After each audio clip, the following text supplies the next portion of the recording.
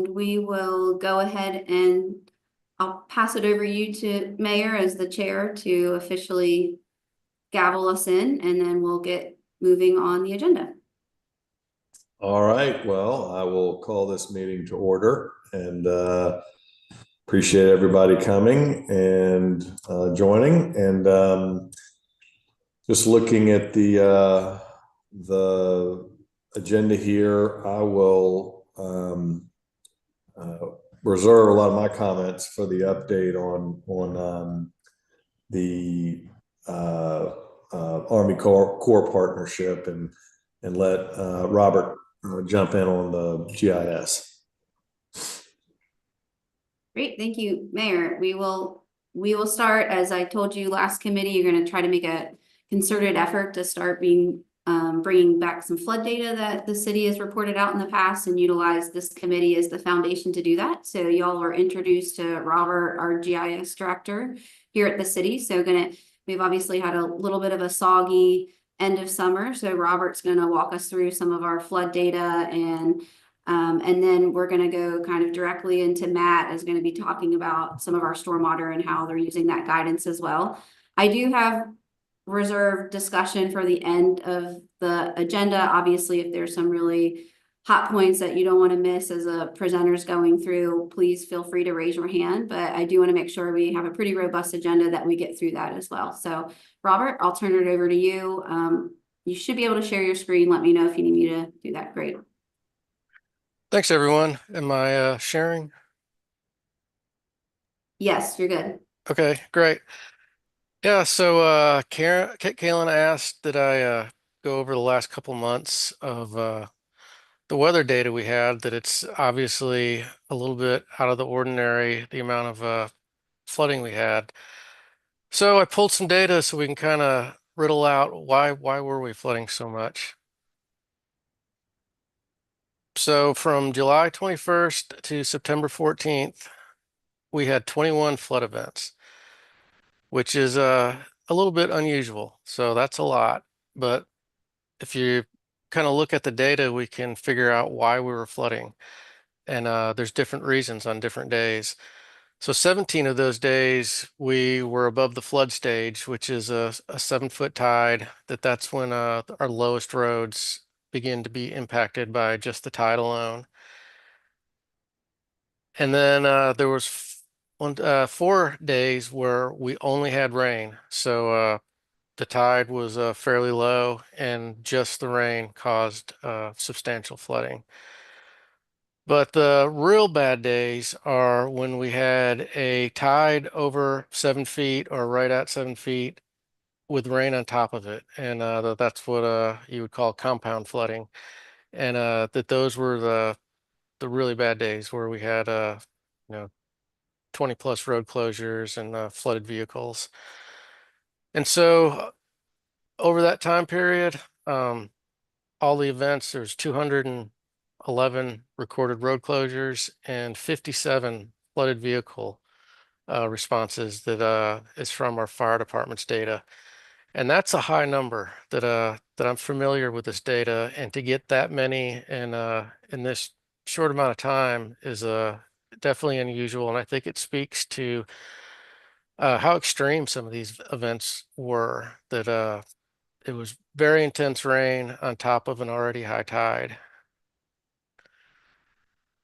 So let's look at one of our pain points on the peninsula, and it kind of highlights some of the data we're getting off a recently installed flood sensor at this intersection. And so since August 11th, when it was the first time it recorded floodings, from August 11th until now, we've had 9 events at just the Hugie King intersection. And it's primarily just impacted by rain, that usually a king tide alone won't affect this intersection. But just looking at the data, it turns out that, yeah, definitely rain, it causes the flooding, but the tide level affects how much rain will flood this intersection. And I think that's because the drainage system is overtaken by the tide, and just not enough water can drain quickly enough. So this is that weekend we were talking about right before the meeting started. It was a Friday afternoon through Sunday, August 22nd through the 24th. And during that time period, Hugie King, as you can see, flooded 6 different times. The purple line across the middle is water depth of 1 foot. So you can kind of see it flooded and then the water drained, didn't quite drain all the way. And then we had another rain band and then started drain and then a much larger rain band. Uh, and this was a day, most of the peninsula was crippled with I believe there was 60 road closures at one point during these days. But this just is an example of these rain events that it's not we just had a lot of rain. It's these real intense rain bands that dump a lot of rain. And I should mention that about the slides that I was showing that had rain amounts that those come from a weather station. So that's the amount of rain at that specific spot. That just looking at the weather stations that the city has, it just varies greatly from station to station, the amount of rain and the rain rate. So that's something to note about some of that data I showed that just because my table showed X amount of inches, another station could report a different amount. A good thing about this sensor is we have it set up internally to send alerts to staff. This is our emergency management team and our operations team that immediately lets us know if we weren't aware already that, oh, we have something going on. We need to pay attention to our road barricading. So it's a great situation awareness that is kind of new to our operations. September 7th, just last week or so, and this is a typical event at Hugie King that we get an extreme rain event. Water quickly gets up to over a foot deep, and then it takes 4.5 to 5 hours for the water to drain. And this is a notable event because it was under a flash flood warning. And if you've noticed, the Weather Service has started pinging everybody's phones and sending out these flash flood warnings. And so I added this because I've been pretty happy with them, that it seems like when we get those, that it's good data. And you should take note when your phone's yelling at you that there's a flash flood warning. So let's walk through this at Hugie King. At 3:54, the Weather Service sent out this flash flood warning. Everybody's phones went off. Road's pretty dry. And that because I got that warning, I was able to kind of monitor this event in real time. And so literally 4 minutes later, the sensor picked up flooding, and that's what the road looked like. So the Weather Service was they were ahead of it, that at least at this location, barely, that went from dry to this in 4 minutes. And the sensor alerted us. So that's another if the Weather Service didn't send us that alert, our sensor would have told us. And then by 4 p.m., because of the Weather Service and our sensor, the police department in just 6 minutes total deployed barricades, which I'll be the first to admit we're not always this efficient, but in this case, the data really helped us get ahead of it, and the barricades were put out very quickly. And that's all I have. Happy to take any questions.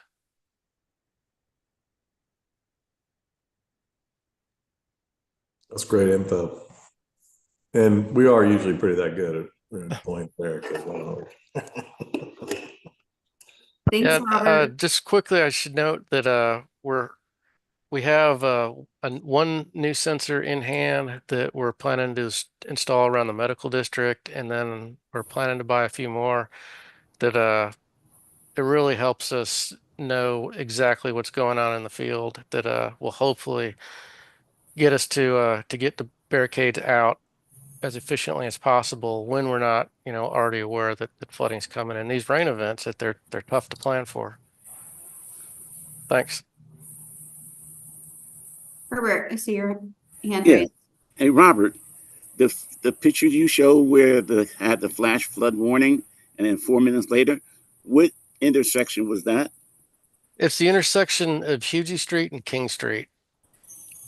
Meeting Street and Hugie Street and okay, King yeah, Street. okay, yeah. Yeah, it's just one of the spots that it just gets impacted by rain for Hmm. a myriad of reasons. And stormwater department is installing a very large pump station there that will hopefully mitigate the extent that we're seeing here. So that should be online next year.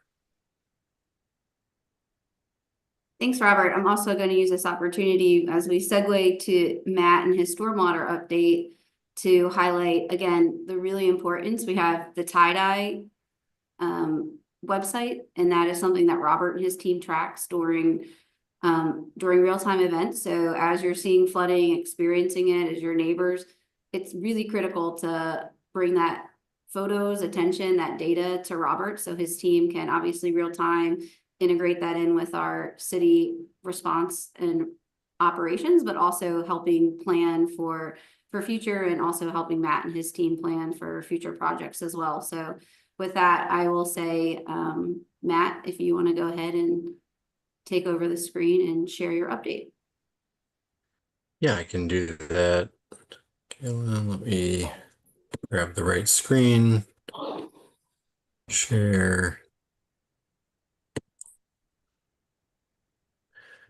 So we were gonna add in a little bit on top of what Robert was saying of other information that we use for these major rain events or even smaller rain events towards stormwater department activities. So in addition to the work that the city collects, we also get a lot of value from having our team, our stormwater team, go out and document and take photos and take pictures and video of where we're seeing flooding during rain events, but also we get a lot of value from residents and property owners and business owners writing in.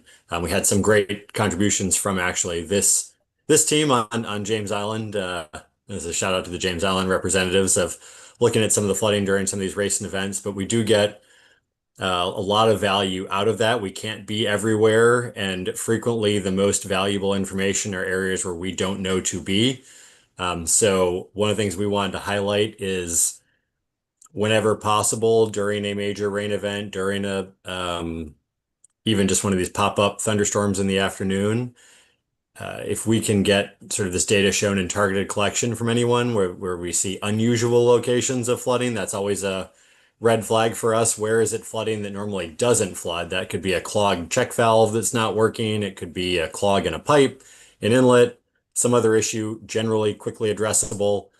Areas that are holding water following storm events, that's not something that if it normally doesn't hold water, that's good information. But even if it does normally hold water, those are obviously areas we want to target where it's not draining. Robert mentioned the tides. The tides will often hold water in, but if you see everywhere around a location drain and not a specific location, typically there's a maintenance need or a project need. Areas with structural flooding, because those obviously are prioritized for the city, and we'll talk about that a little bit, why when we look at those in a minute. Areas with impassable roads, we want to make sure we're having access for emergency vehicles and residents to be able to get back and forth. And then areas with projects either planned or recently completed. Talk a little bit about the resulting work below, but basically for planned work, it helps us document a base condition for modeling to verify computer modeling, helps us with funding applications for grants, and also making sure we're fully kind of understanding what's going on in a basin. Those are areas we do spend a lot of time as a city staff visiting and assessing during rain events. But also recently completed projects, it's always a great chance to see, is it working the way we thought it would work? Is there any follow-on work needed? Is there any maintenance that needed? Sometimes construction can cause some localized clogging in and of itself. Data to collect. Photos with times and locations are extremely helpful. Times are far more helpful than it sounds because it's good to know, is this still water that after the rain finished? Is it water that was sitting there during the peak of the storm? What was the tide doing? We can figure all of that if we just have a photo of with a timestamp on it. And then if it's something really complicated, sometimes a video can be useful. The videos are actually a lot of the time harder to use because they're so complicated to store and transfer back and forth. But if there's a specific flow of the water that someone wants to show, they'll often send us a short video. Resulting work, again, talked about this a little bit above, but we're often are able to target our acute maintenance efforts. We have our proactive work that we do on a schedule, but when there's an area holding water, when there's an area doing something it normally doesn't do, that's where we want to mobilize a field ops team out there and try to address that. It's often pretty straightforward and makes a big impact. Model calibration against computer modeling on our projects to make sure that we are seeing how the water is actually functioning correctly in our models before we then do an improvement design that helps us baseline and make a better improvement. Project generation, if there's an area that has significant flooding, especially road or structural flooding, it often generates the need for a project. It may be an area we're not familiar with. Many areas we do know a lot about the flooding. We just haven't gotten to improvement projects yet. But sometimes there are areas that we don't realize flood the way that someone will be able to document. Damage assessment, this is often where the structural flooding comes in. We have to make sure we're assessing and reporting damage, helping people with insurance claims or anything with their flood insurance, and then grant applications, documenting the benefits of grants by showing the pre-improvement harm is a major way that we're able to achieve successful grant applications to fund these projects. So thanks, Kaylin. That was just kind of a quick update. Anything the committee can do to help with this or help get the word out about doing this kind of work, the tie-dye app lets you submit on the city app photos. We have a damage assessment app during really major events that is a citizen-facing damage portal where people can submit, and that will go out in news releases if we have a hurricane or a tropical storm where we're expecting wider scale damage like trees down or limbs on homes, that kind of thing. And then you can always email photos to the Citizen Services Desk to help, again, with our collection and information for project work. So appreciate the time.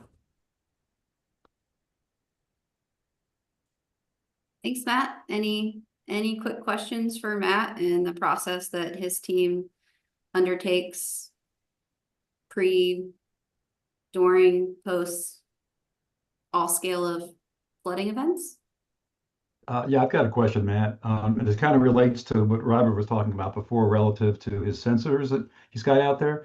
And your perspective was relative to what the city's doing, but relative to what developers are doing, they've got to meet the stormwater requirements, but does that mean they're meeting the 100-year flood or the 500-year flood requirements? Do we ever go back and really monitor what the large developments are doing, whether it's Cainhoy or what's going to be along Savannah, and see if they're actually what they implement actually works? So there is a requirement for construction record drawings and as-builting to verify that what's been constructed meets the requirements of the permit and calculations. And if there are variations in construction, which can happen, they will have to go back and update the design and the modeling to show that they can still meet the requirements. They may have to go back and retrofit or field fit something in order to be able to bring it into compliance. So we do that side of the work. The only location really where we go back and do a verification of impact is in the Church Creek Basin, where we run a large scale model and plug in the individual developments to verify how they work from the city side. That's an effort the city takes on in that basin.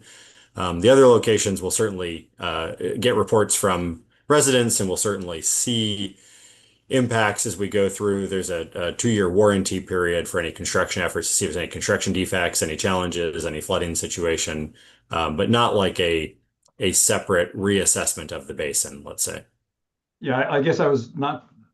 There's one thing to meet the requirement, and there's another thing that you don't have runoff during all these events. And so I guess, is there any validation of the requirements that they've implemented such that you know that the requirements are meeting your objectives?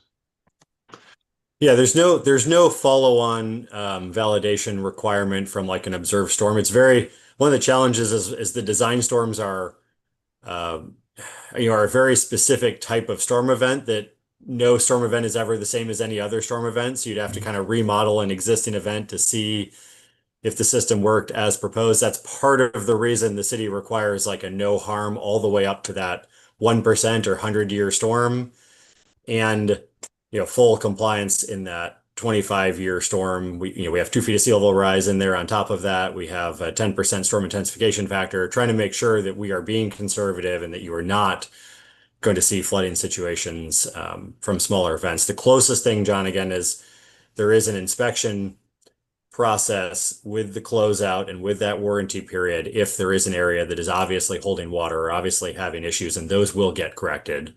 Okay. But it's more of a defect situation generally than it is a detailed review of design actualities. Okay, thanks.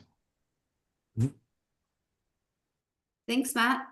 I think we're gonna now segue into, we wanted to kind of keep the focus on the front end of the meeting of, obviously we're dealing with these events in real time right now. We're seeing deeper impacts, and the city's working on our real-time solutions and the short-term and smaller projects as well. But then we obviously, through the lens of resilience that I work in day in, day out, have these longer term adaptation kind of projects and priorities that we're focused on. So going to pivot now to talk about some of that work. I'm going to talk really briefly about some exciting new developments we've had in the resilience world.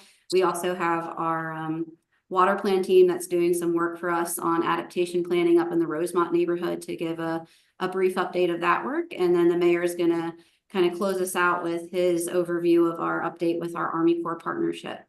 So let me share my screen. Okay. Can y'all see my screen? Okay, great. So exciting. We've talked about this with this committee before. One of our water plan, one of the things that came out of our water plan was the installation of these 14 groundwater well monitoring sites to complement the data the city's already doing that Robert talked about with the above ground flood sensors. So we installed these as part of our water plan project. We did have an excellent intern with the College of Charleston last summer that started collecting data for us. And we have now signed a partnership with the College of Charleston for them to help manage and monitor and collect this data. So we have continuous data. Probably needs to be, groundwater data doesn't need to be collected on, a daily or weekly basis, but several times a year. And that's going to help us, pinpoint when we have some of these events and looking at what's happening under the ground versus and the impacts above the ground. So we're really excited. We actually have our kickoff meeting. Robert, myself, and some other folks on the city team have our kickoff meeting with the college. So stay tuned. Hopefully our next meeting, we can present some data on that front.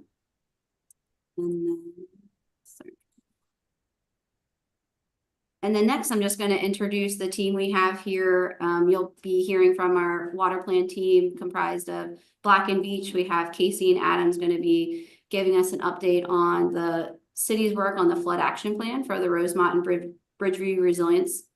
Again, the Rosemont, this kind of stemmed from the Rosemont and Bridgeview communities are part of the Army Corps projects as well, but also communities that have been labeled as these adaptation planning communities. And this is really a framework we're looking to hopefully replicate in different areas as the city as well. And just a reminder, we also want to replicate this framework of the city being partners on the ground. When we talk about community planning, it really is with the community and the community partners. You can see this is, and we're still probably missing a few here, but the laundry list of partners that are part of this work with the community. So I'm going to go ahead and actually turn it over to Casey and Adam with Black and Beach. They're going to do a brief update of the work. We are finalizing the city's contribution of this larger resilience plan over the next couple of months. So Casey, I'll turn it over to you. All right, thanks, Kaylin. Can you hear me? And just next slide when you need me to click. Okay, I will. Awesome, thanks. So like Kaylin said, my name is Casey Henneman and Adam Clinch is with me. My background is in water resources engineering, nature-based solutions, and resiliency planning. And Adam's background is in coastal engineering, specifically design, resilience, and flood risk.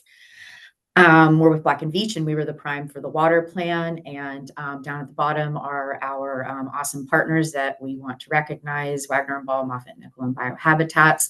Like Kaylin mentioned, with partnerships, same on our side. Partnering is our strength, and we're really happy and proud to continue working with our partners in Rosemont. Next slide.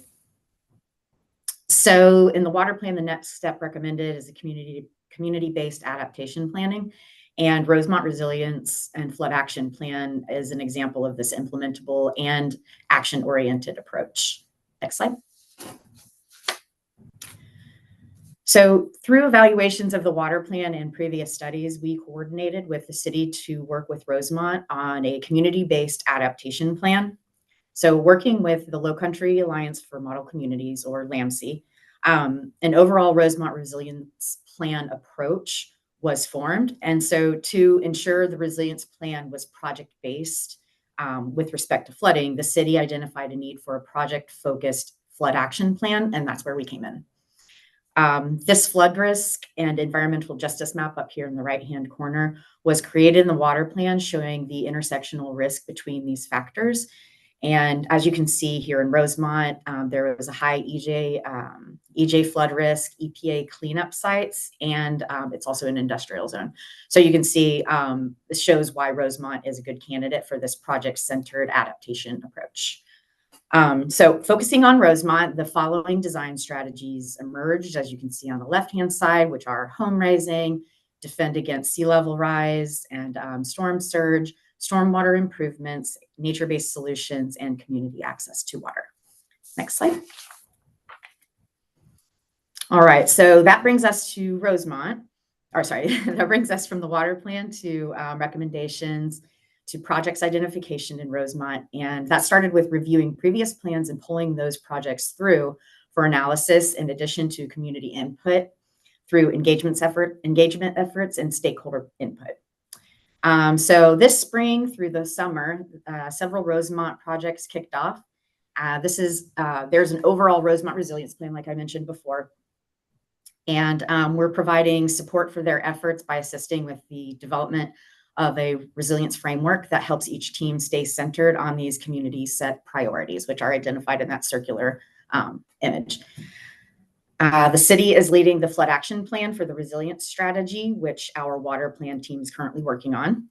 And there's also a marsh study ongoing that will focus on marsh health and water quality. So I'll go ahead and pass it to Adam.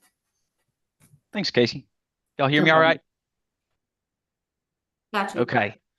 So yeah, picking up from here this summer in support of all the resilience efforts going on in Rosemont, we participated in a local community kickoff at their Freddie Whaley Community Center to introduce the residents to each study team member. We received feedback and addressed questions, and so that's what you're seeing in the image on the bottom right. And then we also met with the Rosemont Property Owners Association at the beginning of this month to discuss the flooding and types of projects that could provide solutions within the community. And this inundation map on the left is an example of what we've used for community engagement and something that we brought to the meeting for discussion. And so this is particularly showing the effects of the nor'easter in 2023, which I'm sure several of you remember being the largest extratropical or non-tropical event that we've experienced here locally in history. We've used inundation maps such as this as a way to share aspects of the flooding in the neighborhood, and it helps to publicly validate the modeling that was produced and helps to explain the complexities of rain and tidal flooding that cause various changes to flood risk. So this has been a helpful tool to sort of give people that information and validation. And Jared Bramblin and his team, I see him on, has been doing an excellent job helping with that modeling support. Next slide, please. So there are also some examples of some project boards here that we shared with the community at the community kickoff meeting to prompt some questions and discussion with the community. Many of these project ideas are carried through from previous studies, such as the Army Corps feasibility study. They mentioned deployable barriers, berms, swales, rain gardens, and some of those recommendations are referenced for resilience strategies within that feasibility report. And then some other ideas came from studies and comments on the Corps' draft of the 2020 feasibility report. So these are just draft at this stage that we're showing, and we're used for discussion, which is a really important part of this process, making sure that we're truly addressing the framework needs for the community. So, for example, if you're going to build a swale or a rain garden alongside a particular roadway, that may take away the places where residents are regularly parking. And that's an important thing to discuss to make sure that they're aware of that. Another example is residents expressing concern about elevated buildings and the possible need for staircases. And so these are important kind of pros and cons to discuss as part of this process, ensuring that a positive impact to flood mitigation is not coming with a negative impact to the quality of life. Next slide, please. All right. And so that brings us to this month of September, where we're kind of in the sandbox, modeling conceptual solutions. So through this process, we're throwing out concepts that don't show improvement to flood mitigation, and we're pushing forward with concepts that can offer short-term, mid-term, and long-term options that can produce an appreciable difference to flooding in the neighborhood. So we're pushing forward with those options. And once those projects get shortlisted, we'll develop project sheets that go within our flood action plan report, but they'll also be able to stand by themselves. And this is going to serve a number of purposes. So they're going to be formatted to be understood by the public and something that can be passed around for community discussion. They're also going to be suitable products to bring to council for discussion and potentially funding, proceeding with particular solutions. And they're also something we can bring to pre-application meetings and discuss for permitting purposes. So ultimately, the goal is to get beyond the study and into action. We want to bring project-focused solutions to the city that will be more proactively beneficial to our neighbors. And that's exactly what's going on here. It's exciting for us and for the residents of Rosemont. And this would be a great repeatable pilot, as Kaylin said, that could be applied to other basins in the future. One last note I want to leave you with before we close is that we've discussed Rosemont at length today. There's also an evaluation being done for another community, Bridgeview, which is located on the Cooper River side of the neck of the peninsula. Rosemont is farther along than Bridgeview because due to the credit of Rosemont Properties Association and some of the folks who are on here, Rosemont is farther along. They're more organized and actively advocating on behalf of their community. And Rosemont also has more complex and frequent flood mitigation needs that are impacting homeowners. So more to come on Bridgeview. I think that's an area that will likely be discussed during the East Battery Extension Alignment study that's kicking off soon. So thank you, Kaylin. Thanks, Adam. And Casey, Thanks. I'll leave a minute or two for any questions, but I'll make sure we get into our larger update and discussion as well. But please feel free to unmute yourself if you have a question for Adam or Casey or any of the work that's going on up in the Rosemont and Bridgeview communities. Yeah, thanks y'all for that. This is Andrew from Charleston Waterkeeper. Curious what you all feel like you're hearing from the community about some of the strategies and stuff you're identifying. You can go for it, Adam. We've definitely been getting feedback. I know there's a lot of interest in access to water and kind of connecting the community to that water piece. Yeah. There are water quality challenges there that we are actively communicating and discussing with them. But that's something we're focused on. That's a high priority to them, kind of connecting them to that waterway and providing them with that information. They're also, focused on, moving dirt and seeing progress. So we're trying to kind of direct them to some of those short-term solutions that can more quickly get in place. So one of those options, for example, is Whaley Way that I believe Mr. Maybank brought up at the beginning of the call. That's an area where drainage is kind of stopping up, and obviously the north, the north side of Dosher Avenue or the flood wall is an area of focus that is consistently being discussed. Great, good. Ray, I see your hand. We'll take one last question from you and then move on, and then anything else we can pick up in end of meeting discussion. Thank you. I'm very interested in this process because there are a lot of these neighborhoods designated for adaptation in West Ashley. So I'm excited to see how this progresses. My question has to do with I-26, which is going to remain kind of a consistent issue as far as rain events in that area. Is the bioswale the main solution that's being proposed to the large amount of water that's going to be coming off of that roadway, or are there other factors that weren't necessarily included in the summary? We've been looking into a number of options for that North Dorshire area, which is a very challenging area, as you've recognized, because there's limited space up there. So we've looked into stormwater retention of Rosemont Park to the north side. We've looked into a berm system, kind of sheltering the roadway from the ditch itself. And then we've also looked at a swale system between the berm and the roadway to direct any kind of roadway flooding to the north. And so we're actively working on trying to find additional solutions for that area. It is hard to see solutions at this point that will not impact the footprint of the DOT corridor. And so that's something we'll probably need to continue to discuss with the community.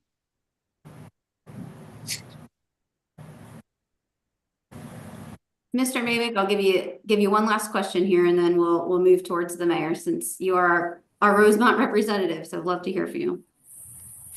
Okay, Adam, did I hear one of the options you were thinking of using that Paul Park on Austin Avenue as a basin? It's certainly something we're evaluating to understand if that storage would provide benefits to flood mitigation to developed property. Yes, sir. But that's really in an early stage, and I think the early modeling results are indicating that the storage in that northern part of the property is not necessarily showing a huge difference to the result. But this is all very preliminary, and so I'd love to give you a more detailed update on that in the coming weeks.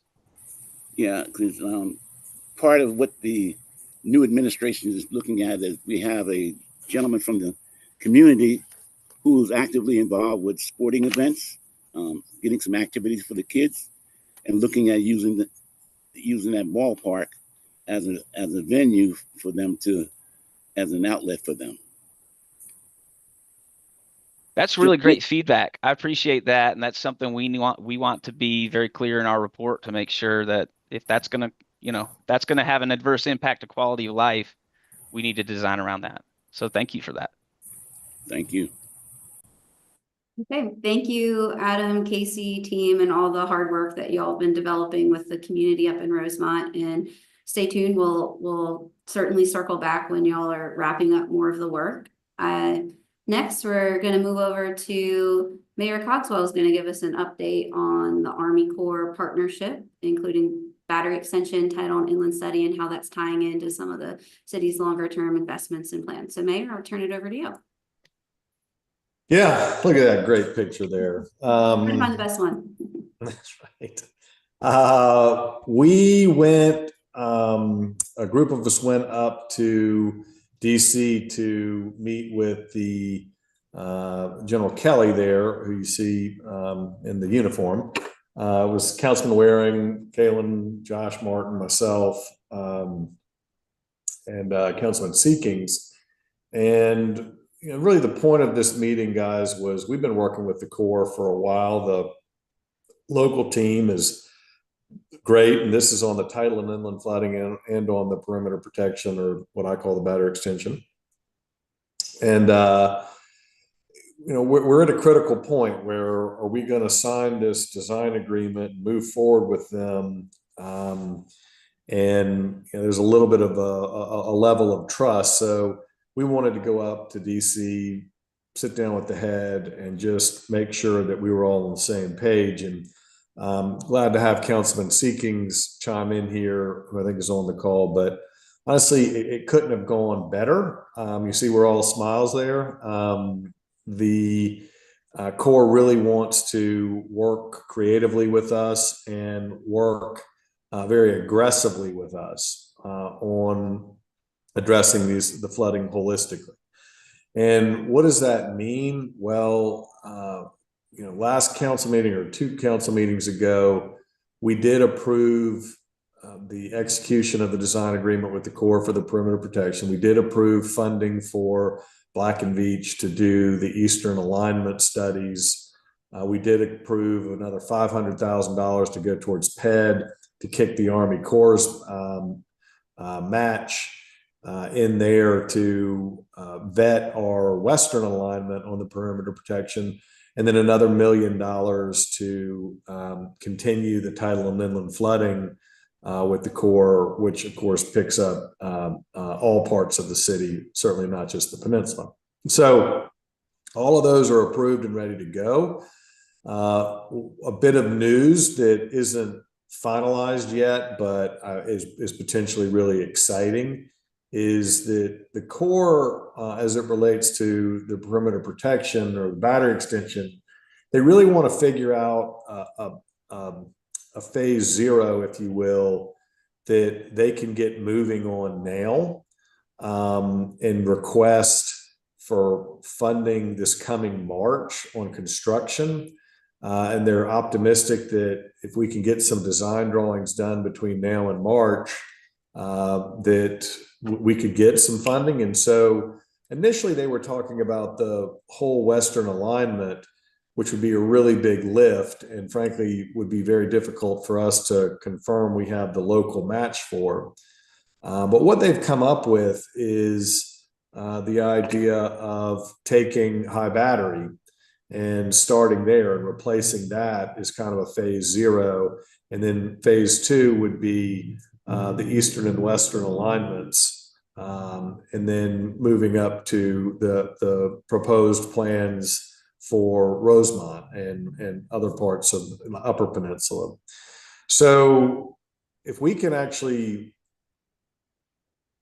figure out how to get the plans done to a point where we can move forward on that and make a submittal, that will really accelerate the timeline for the battery extension, which I think would be an incredible outcome. So I'm pretty optimistic about it. Of course, I have to be, but I can't stress enough how positive the meetings have gone now with the Corps, and everybody seems very motivated to really lock into this, because not just again on the peninsula, but really all across the city,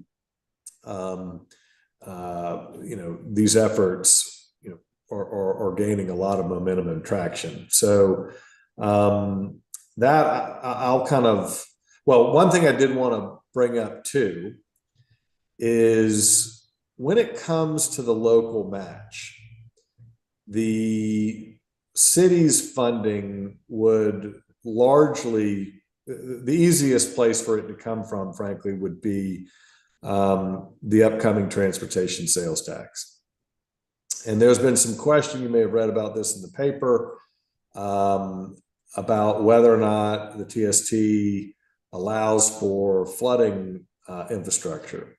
Well, we've reviewed the state law, and it's pretty general, and certainly does speak to flooding protections as it relates to roadways. And so we've talked to the Attorney General's office, and they've given us an opinion that, as long as you can tie any of these improvements, be it Central Park on James Island, be it Church Creek Basin as it relates to Bees Ferry, be it the battery extension as it relates to Lockwood Drive and Haygood and East Bay and Washington, then it certainly does qualify. So feel pretty good about all of that, but is going to be important for this group to carry that message forward as we start defining what the priorities are for the TST in the upcoming months, because the county's working on that now. And this is something too where I'd love to engage this group with what the city's priorities are that are not just for flooding relief across the city, but also where we would look to allocate greenbelt funds, where we would look to prioritize road projects. Because the way I think we can make the TST an incredibly attractive option for voters and residents is to allow for some customization, if you will.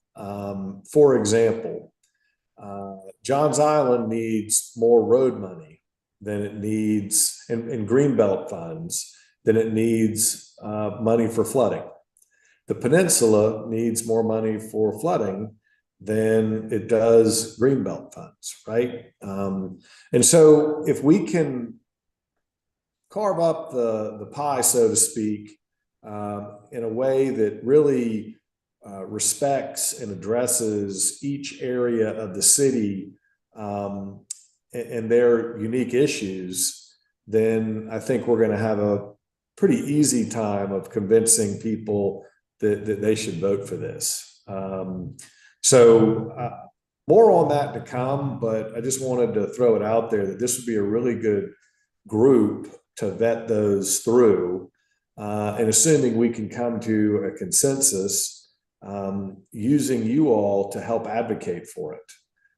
Because, there's no assurances that this effort's going to pass. And if it does not pass, or we don't get it to a place that's very transparent and gets people excited, and they have confidence that their money they're putting out there is going to be, we're going to be financially responsible with it, and get these projects done, then we're going to be in a much deeper hole than we already are when it comes to all kinds of infrastructure. So that's my soapbox talk right now. A lot going on behind the scenes right now, but again, I think this would be a really good group to vet some of these efforts through as we start to sharpen the pencil. So that, Kevin, I'll turn it over.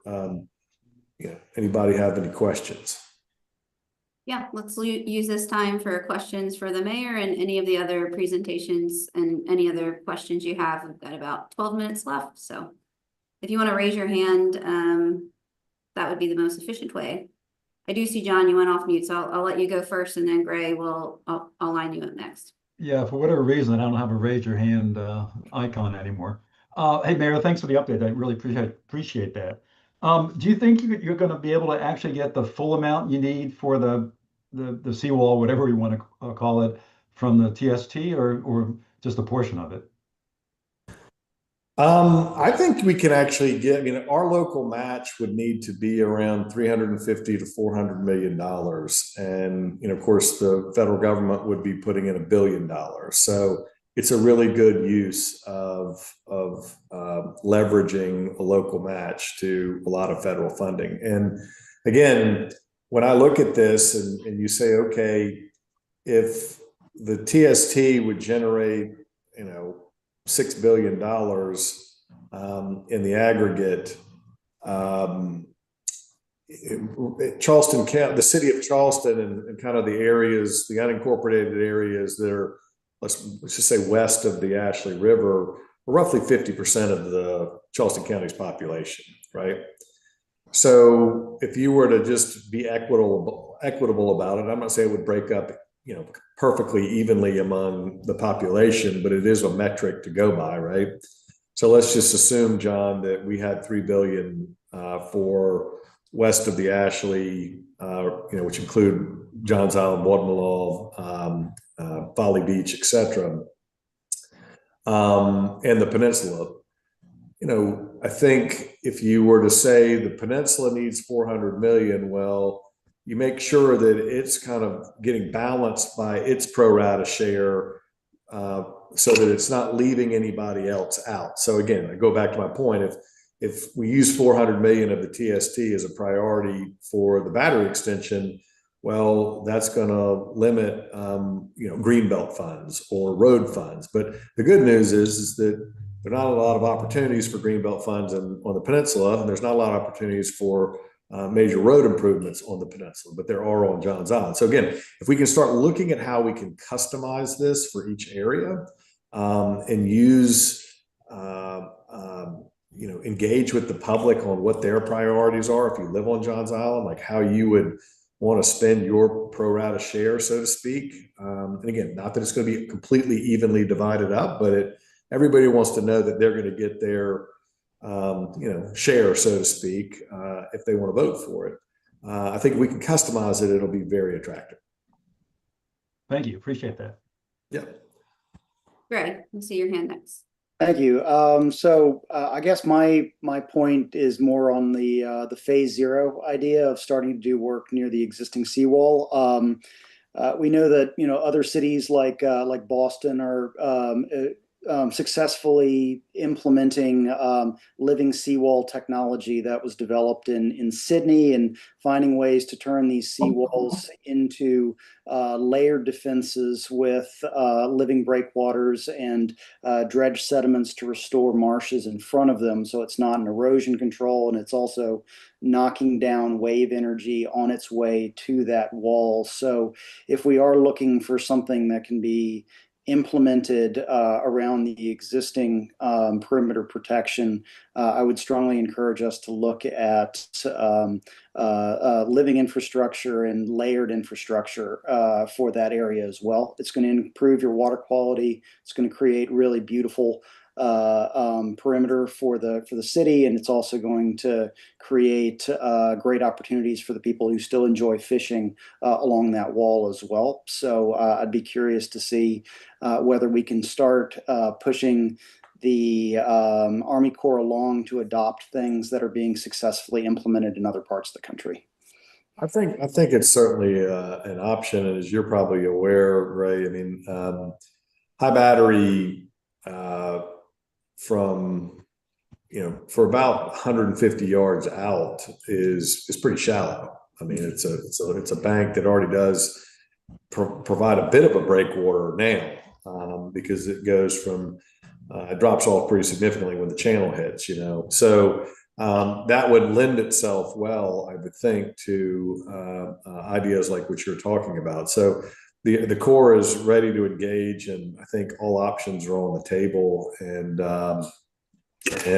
there will certainly need to be concrete there, but I like the idea of having other options to help prevent the force of what could be in a major event, right? So certainly all options are open.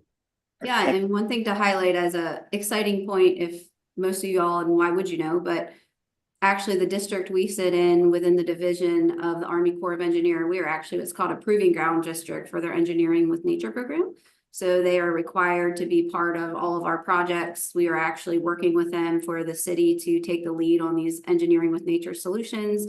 At another date, we can talk a little bit more about some of the work that the water plan team has done to date on that west side alignment. And there's an entire appendix exploring what kind of nature-based solutions and features could be added to the structure. So stay tuned for more of that. But that is definitely on the forefront of our mind going into that. Councilman Waring, I see you have your hand up.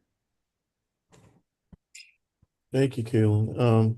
I couldn't follow up better than what the mayor said. The meeting was, I think it was excellent.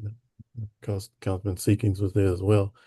But now the piece about getting the dollars together, half-cent sales tax. I certainly agree with the Attorney General, Mr. Mayor. But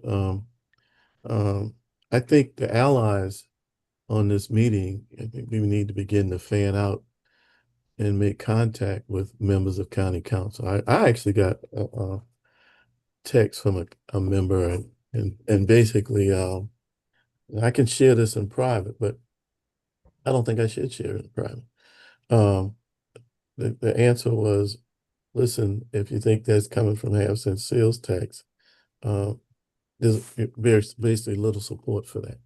And my response back was, on something this big, the last thing we need to do as a region is get in a circle and start pulling out guns and shooting at one another, because all we're going to do is shoot one another, okay? Which means the effort in 26 would fail.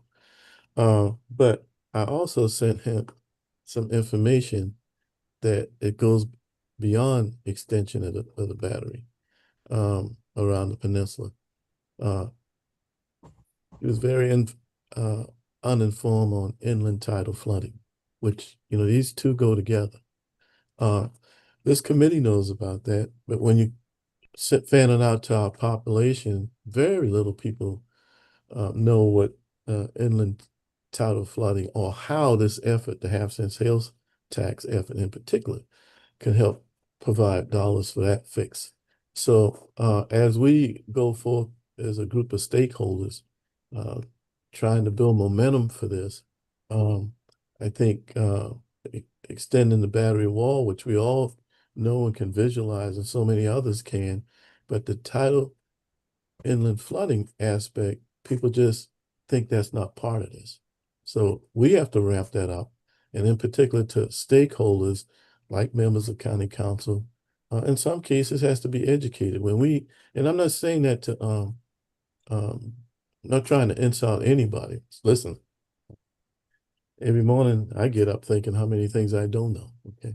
So but we're gonna need help with that effort. And one of the most successful infrastructure projects in the state of South Carolina at the time was replacement of the Cooper River bridges. And prior to that replacement, at first they thought it would be funded on property taxes. And when that 600 million was spread across Charleston County on property taxes, that calculation shot property taxes. It was just unreal. And then that led to obviously half-cent sales tax. So by the same token, if $400+ million was in property taxes across the residents of the city of Charleston, it would knock that up exponentially. So obviously, big infrastructure projects that we have been successful with. And Mr. Mayor, this is a repeat for some of the 3x3x3 committee members. I have always been an advocate of half-cent sales tax on big infrastructure project, and Lord knows this is one. So as we begin to build momentum for this, it's not a bad idea to calculate what would happen if this was put on the property tax payers for the city of Charleston. What would happen if it was put on the property taxpayers of the county to help with flooding versus, assigned to large numbers with half-cent sales tax. So, but that's a campaign that has to be run successfully. So it's not going to be just the mayor and 12 council members being able to get this done.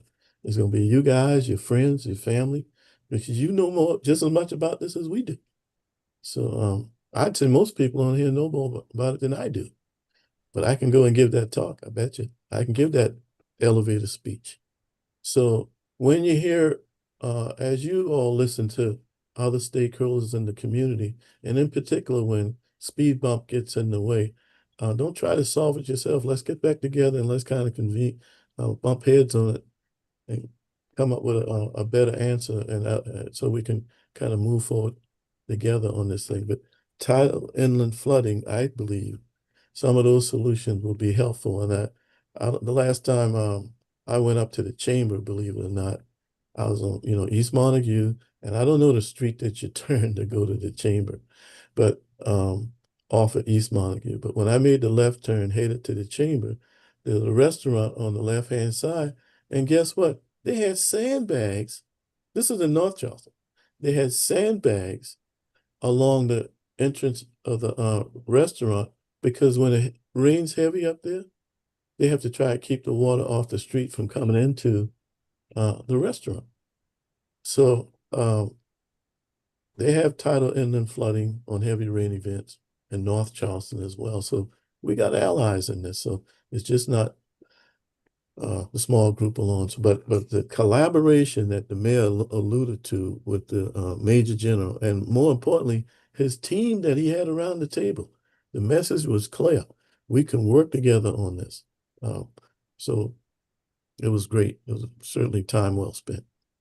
I think Thank you. I appreciate those comments, Councilman Waring, and you're absolutely right. I mean, what needs to be clear, and you all are leaders in your own communities, and where we're going to need help is for every resident. This isn't going to be a fix-all or a perfect solution, and not every area is going to be able to get everything that they want.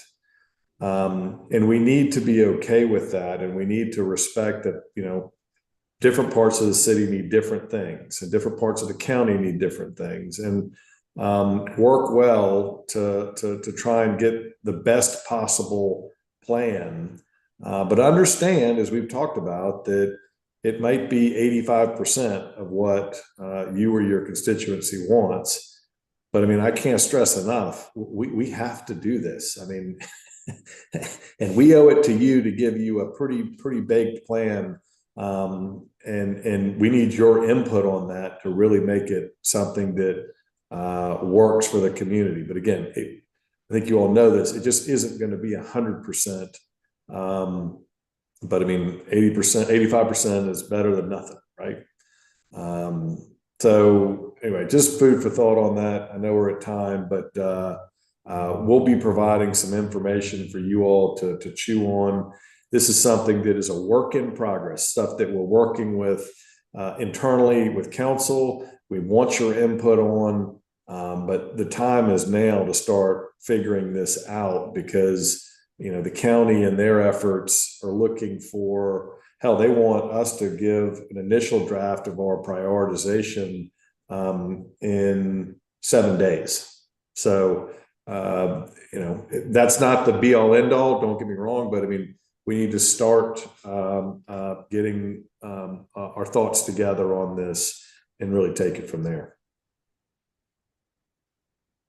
Okay, thanks, Mayor. We are at the point in the agenda. We haven't had any public comments submitted, so we will bypass that. And I think we have a lot of things to formulate and think about as for our next agenda. I'm also working with the Army Corps to Councilman Waring's point to hopefully have a more in-depth update on the Tidal Inland study. So if we can do that for a November meeting. And then as always, please continue to provide your input and feedback to me in between our meetings. So if nothing else, if you'd like to close us out, Mayor, and then we will see. Again, thanks for everybody, and thanks for all your work, Kaylin, and staff, and look forward to working with you all on this. A lot of exciting stuff happening, a lot of stuff that can move the ball down the field, so to speak.